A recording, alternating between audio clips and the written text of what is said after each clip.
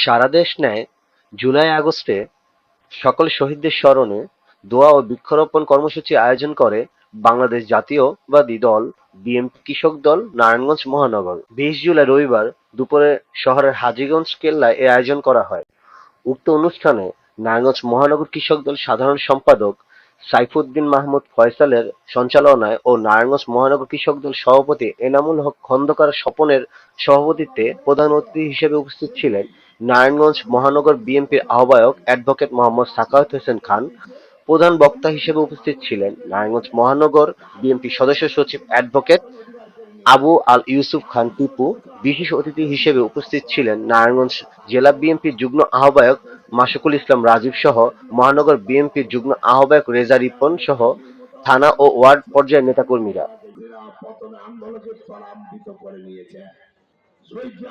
এই সময় প্রধান বক্তা নারায়ণগঞ্জ মহানগর বিএনপি সদস্য সচিব অ্যাডভোকেট মোহাম্মদ আবুল আল ইউসুফ খান টিপু বলেন, গত বিগত ফেসিক আন্দোলনে যারা আমাদের সাথে কাঁধে কাঁধ মিলে রাজপথ আন্দোলন করেছেন সেই সকল তদুদাত্ত আহ্বান জানাবো, আপনার তারেক রহমানকে বুঝতে পারেননি, চিনতে পারেননি।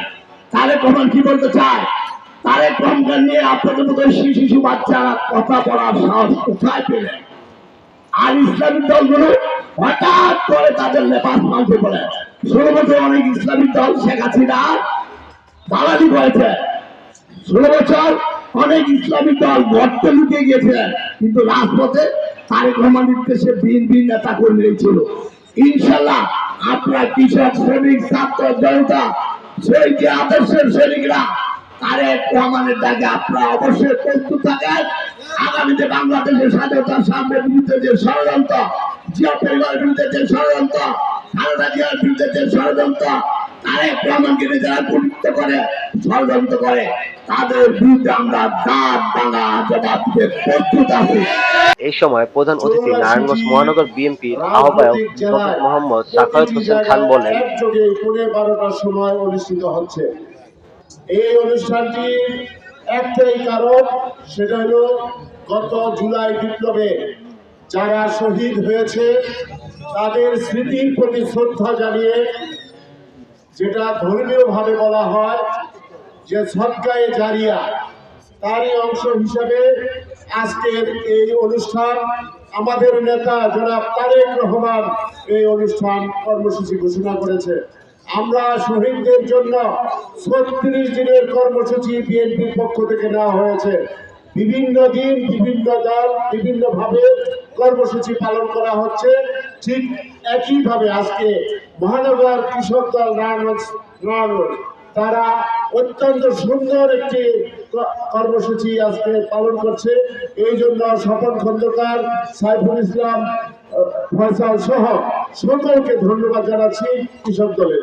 আজকে একটা বিষয় আপনারা জানেন যে গত জুলাই বিপ্লবে যে বৈষম্য নিয়ে, বৈষম্যের বিরুদ্ধে বাংলাদেশের ছাত্র সমাজ, কৃষক, শ্রমিক, যুবক, জনতা এই সরকারের বিরুদ্ধে ফুঁসে উঠেছিল, সেটা হলো বাংলাদেশ থেকে বৈষম্য দূর করা। আজকে যারা ওই বৈষম্য দূর করার কথা বলে আজকে একটি দল গঠন করেছেন, তারা আজকে পুনরায় বাংলাদেশে আবার বৈষম্যের সৃষ্টি করছেন।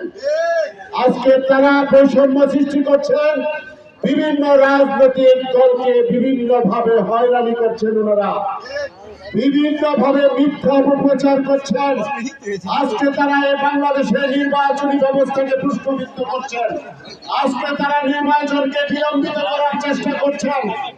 আজকে তারা, আমরা যেটা দেখলাম যে প্রশাসনের প্রচ্ছন্ন সহযোগিতা নেওয়ার জন্য ওনারা চেষ্টা করছেন।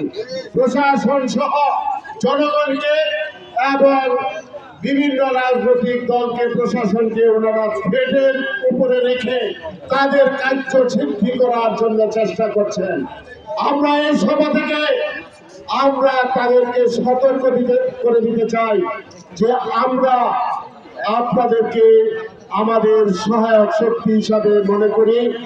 আমরা চাই এই দেশে গণতন্ত্র প্রতিষ্ঠার জন্য শেষ পর্যায়ে, আন্দোলনের শেষ পর্যায়ে আমাদের নেতা তারেক রহমান যে সময় আন্দোলন স্তব্ধ হয়ে যাচ্ছিল, আপনারা দাবি দেওয়া মেনে নিচ্ছিলেন, ওই সময় এক দফা আন্দোলনের ঘোষণা দিয়েছিল।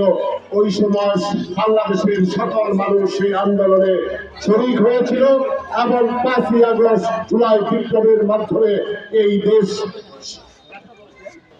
কলঙ্ক মুক্ত হয়েছে, বেঁচে বিদায় নিয়েছে। আজকে আমরা প্রায় 1 বছর হতে চলল, আমরা যে কাঙ্ক্ষিত গণতন্ত্রের জন্য আন্দোলন করেছি, সংগ্রাম করেছি, সেটা মনে হয় এখনো তার একটা শক্তি। তারা চাচ্ছে গণতন্ত্রকে ব্যাহত করতে, নির্বাচনকে ব্যাহত করতে, নির্বাচনীকে পিছিয়ে দিতে।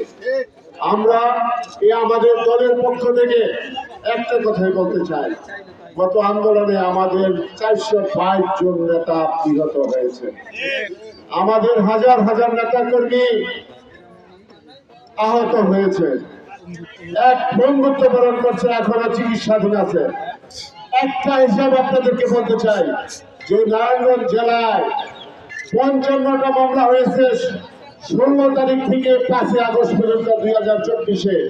সেই 55টা মামলার মধ্যে যদি 20,000 আসামি হয়ে থাকে, তার মধ্যে 19,990 জনের হলো বিএনপির নেতা কর্মী। এর মাধ্যমে বোঝা যায় যে আন্দোলন সংগ্রামের মধ্যে ওই ফ্যাসিস্টরা বিএনপিকে প্রতিপক্ষ হিসাবে ধরে নিয়েছিল, যার কারণে তারা বিএনপির নেতা কর্মীদের গ্রেপ্তার করছিল, বিএনপির নেতা কর্মীদের বিরুদ্ধে মামলা করছিল।